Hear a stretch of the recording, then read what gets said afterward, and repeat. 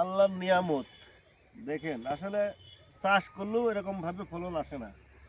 একটা গাছে কত পরিমাণে ফল ধরেছে, আসলে এটা একটা আল্লাহ পাকের ঐশ্বরিক নিয়ামত বলা হয়। তার ভিতরেও পেঁপো গাছে নিয়ে সবারই কৌতূহল থাকে যে পেঁপো গাছে আমরা কী ট্রিটমেন্ট দেবো, কী ব্যবহার করব। তো পেঁপো গাছের সবচেয়ে গুরুত্বপূর্ণ বিষয় হয়েছে দাঁড়াচ্ছে কি, এটা হোয়াইট ফ্লাই, সাদা মাছি বেশি কাজ করে।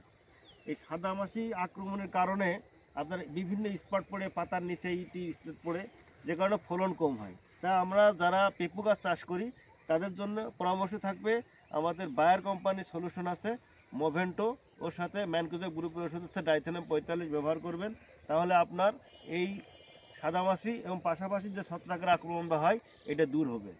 জাস্ট এটুকু দেখানোর জন্য যে একটা পেঁপো গাছের যে কত সুন্দর পেঁপো ধরেছে, আপনারা দেখেন পেঁপোগুলো দেখতেও ভালো লাগতেছে, আল্লাহ পাকের ঐশ্বরিক নিয়ামতটা দেখতেও ভালো লাগতেছে, এবং এই পেঁপো খেতেও অনেক সুস্বাদু এবং অনেক পেটের পীড়াদায়ক কাজ করে।